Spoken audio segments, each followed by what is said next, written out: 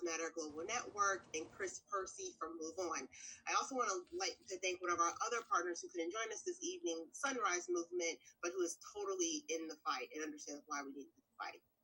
So I want to quickly lay out kind of like the framework of why we're here tonight. So I want to quickly walk us through our agenda and let you know what's coming up. So first, we'll hear a few words from Congresswoman Presley, which is always exciting.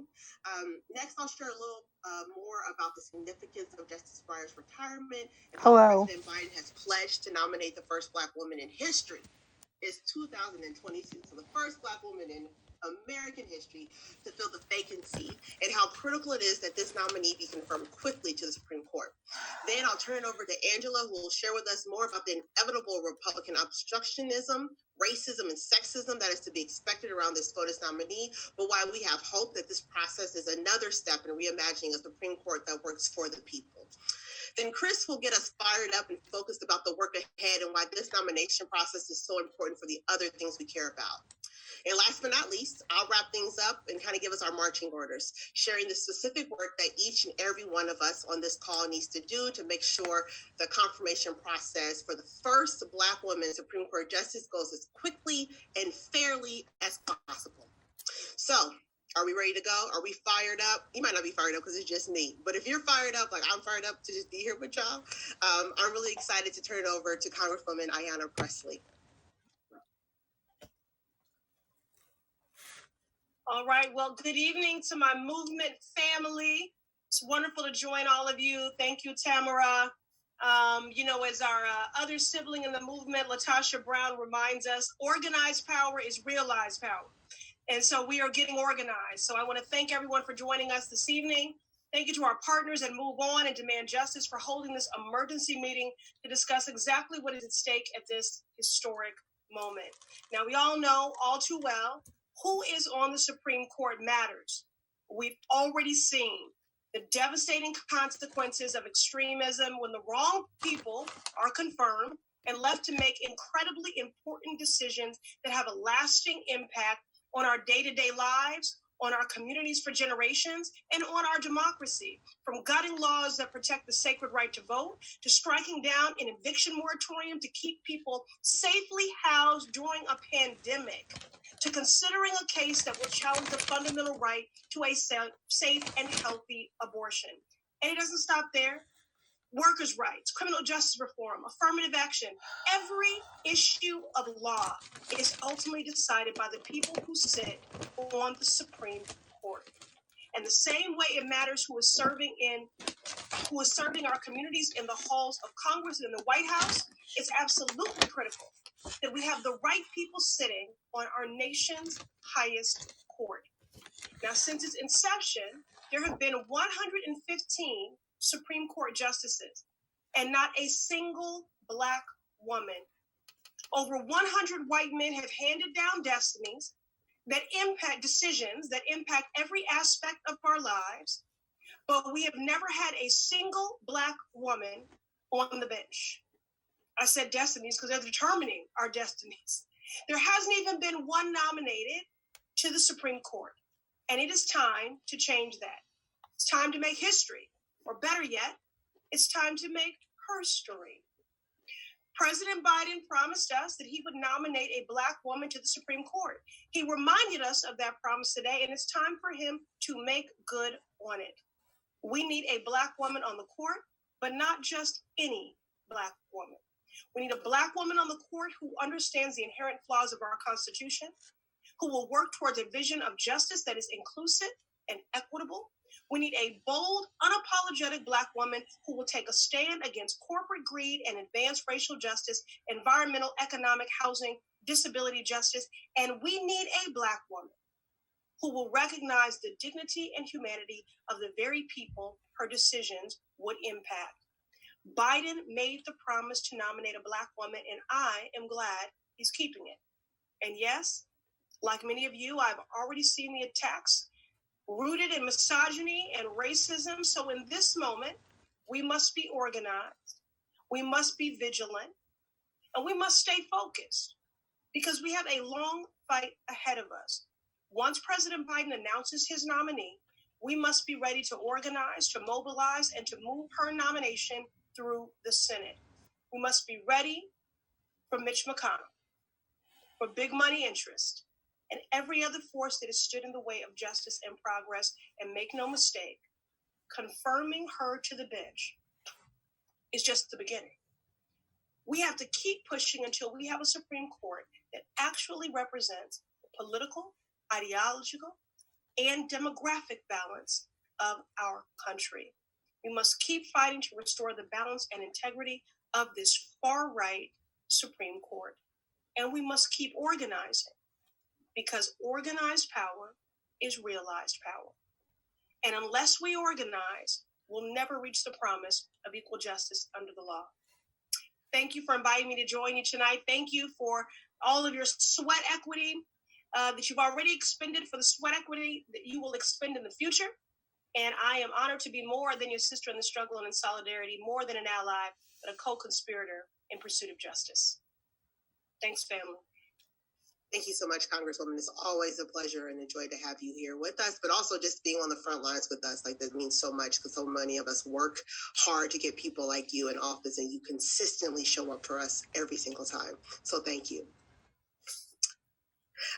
Now I want to turn it over to our good friend Angela from Black Lives Matter Global Network. BLM Global Network has been a partner with us in this fight for not only just Supreme Court justices, but like real robust structural court reform. So I'm really excited for you all to hear how Angela thinks about this moment, what it means to have a Black woman up in this illustrious position, but also what it means to walk into an institution that is our broken Supreme Court. Thanks so much. Really appreciate, blessed and honored to be here. Hey fam, good to see you. We know that Black lives matter. Black votes matter. Black women matter. And Black judges matter. Our country was built on the backs of Black women. The Capitol, the White House, thriving cities and economies. And in 2020, a demagogue was ousted. America was delivered from insurrectionists by Black women voters. America's global dominance relies on Black women, on their uncredited labor. And in every arena, Black women are holding our nation up on their shoulders. And it is beyond time that their generational knowledge, their investments into our families and our communities, their peerless preparedness to stand for equal justice under the law becomes a part of our highest court. This is not some historic moment. It's not just or simply a historical moment.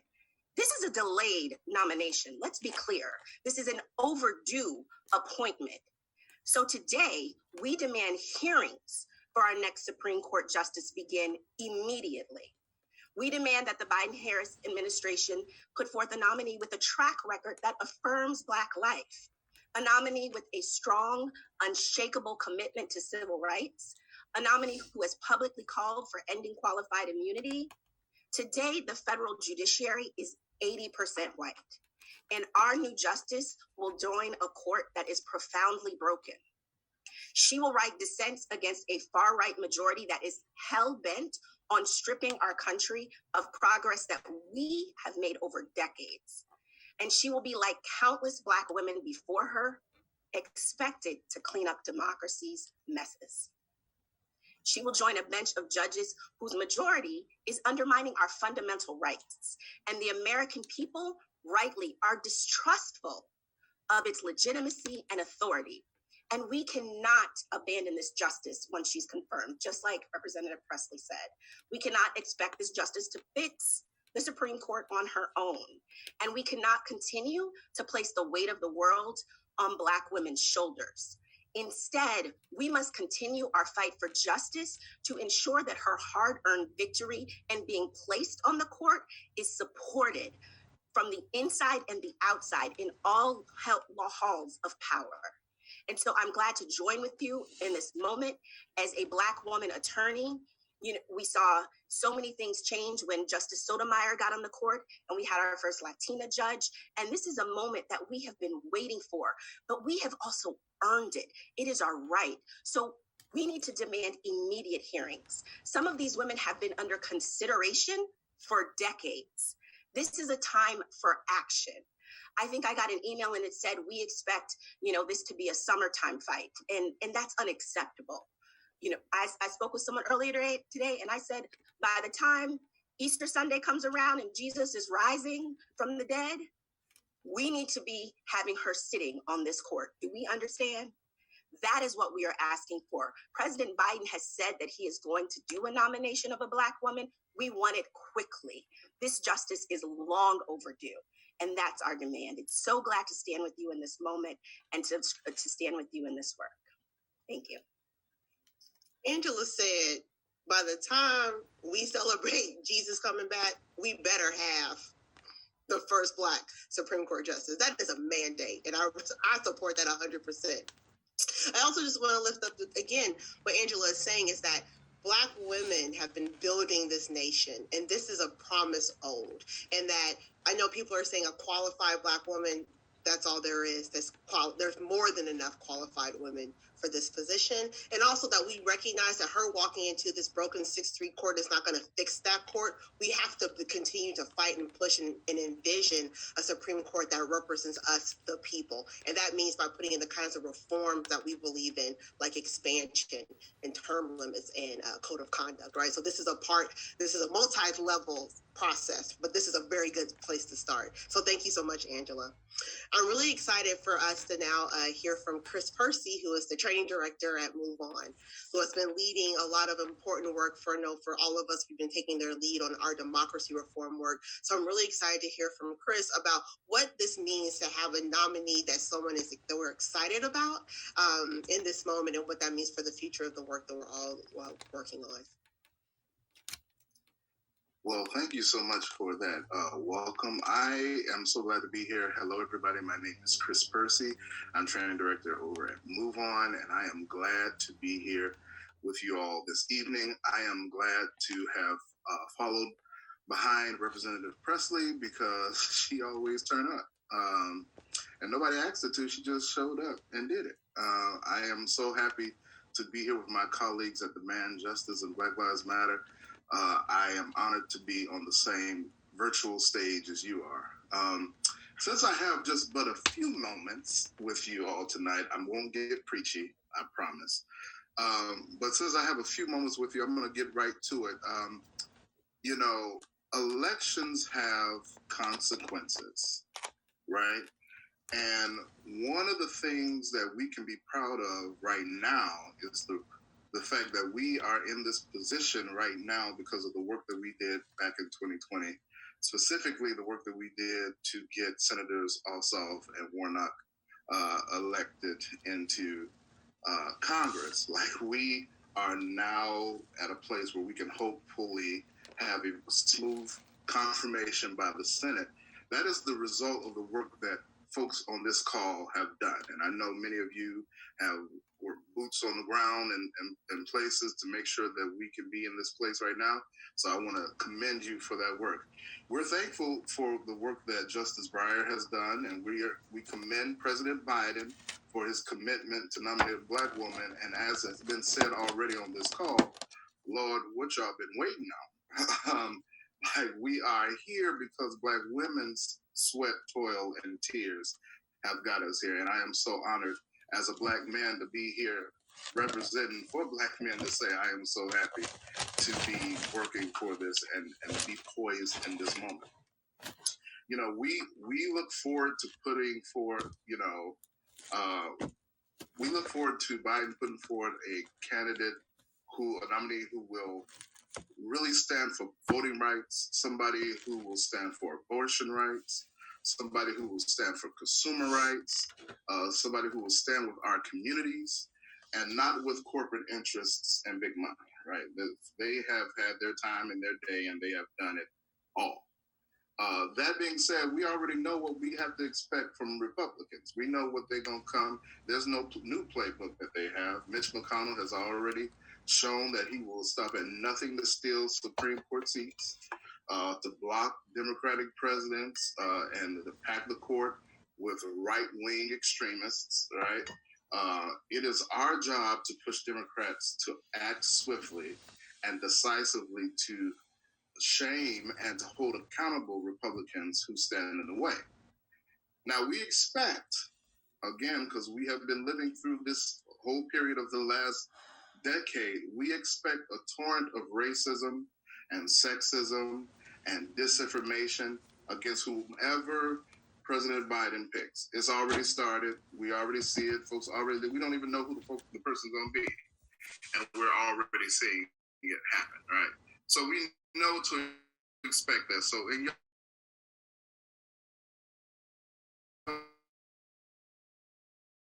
as a check foolishness, right? Because we have to stay the course in this moment because folks on the other side will definitely do their worst to make sure that this is not a reality. The stakes could not be higher, right? The court is about to overturn Roe versus Wade. The court has allowed partisan gerrymandering, big money to pervert our elections. This is the foundation of our democracy. It looks sometimes a little scary, right? From fighting for climate change to preserving individual liberty, the Supreme Court will be critical to the future of our country. It is not going to be on that one justice, because let's be clear, it is not going to be on that one justice, no matter how successful and spectacular they are to change all those things. But we know that we are working to make sure that we can continue to have opportunities to get more justices by starting with this Black woman who is going to be nominated, what I'm so excited about, right? But we know that this is not just right now. We have work to do in the future. So, as I said in the beginning, elections have consequences, right? We're only hopeful in this moment because Democrats took control of the Senate. We need to fight tooth and nail. I mean all your nails, okay? We need to, your toenails, okay? Everything, okay? The acrylics, that's okay, anyway. But like we need to fight as much as we can to make sure that we expand the majority this November, right? To ensure that President Biden can appoint future nominees to elect a Senate that will ultimately end the regressive filibuster, okay, and to elect champions who will use every tool to fight for our democracy and our communities. The last thing I want to say before I go is that Move On members across the country are signing on right now to push the president on his promise, to fight, to confirm his nominee, and to work to elect more senators who will reform the Supreme Court. So if you want to join us, please take your phones and dial text COURT, that's COURT, to the number 668366. Again, that is the word COURT, COURT, to the number 668366. We are doing a lot of work to make sure that we solidify having the first Black woman appointed to the Supreme Court and the work that follows, because whatever we do to get free, we have to do to stay free. So as I close and turn it over, I just want to encourage us all. There's a lot of stuff happening in the media and the news. Do not be deterred. It is all a gimmick. It is all a game. But we have the tools that we need to be successful. And do not slack your riding now. Let's go ahead and finish this thing and push for the change that we want to see. All right, I'm done. Thank you so much, Chris. So what I really heard was, if you stay ready, you don't have to get ready, right? So we have been working, y'all. And I think that what I know for me, I come to this work as a former union organizer. And so for years, I have organized in the context underneath the Supreme Court that does not represent me or the workers that I've been standing beside. So here we have this moment where we've been we remember where you're at when Joe Biden won, and you remember where you're at when we won Georgia, and like all the fighting we've done, all the hits we've taken, we have a little bit of light right now. We're starting to see a little bit of light. So it's really exciting, to Chris's point, like, let's stay focused on the prize ahead. So Chris has already started to warm us up a bit about the kind of work we need to do. So I'm about to dig in a little bit more to really talk about the program that we're launching here at Demand Justice in partnership with our friends on the call, about why how we're going to make sure that not only we get the first Black woman nominated, but we get her confirmed swiftly and fairly. We heard today that President Biden is hoping to have his nominee by February, the end of February, so that's very soon. And Senator Schumer said that he wants to take the lead of the Republicans who, when they had the opportunity to push in Amy Coney Barrett in 30 days in the midst of an election, Senator Schumer said, okay, I like the way that sounds. Let's see what I can do in 30 days. So we're on the fast track to seeing history be made, but there's some work that we need to do in the process. So if y'all ready to doing some work, let's go. So that's why we're launching a rapid response organizing effort just 24 hours after Justice Breyer's retirement. Republicans will absolutely do everything in their power, like Chris said, to stall this process in hopes that they take back the Senate next year. And with such a slim Democratic majority in the Senate, we must do everything we can to get the eventual nominee confirmed as quickly as possible. So in just a few minutes, I'm going to ask you to join our organizing efforts. But before we do that, I want to kind of lay out what our tactics are and how they work so you can know where we're going.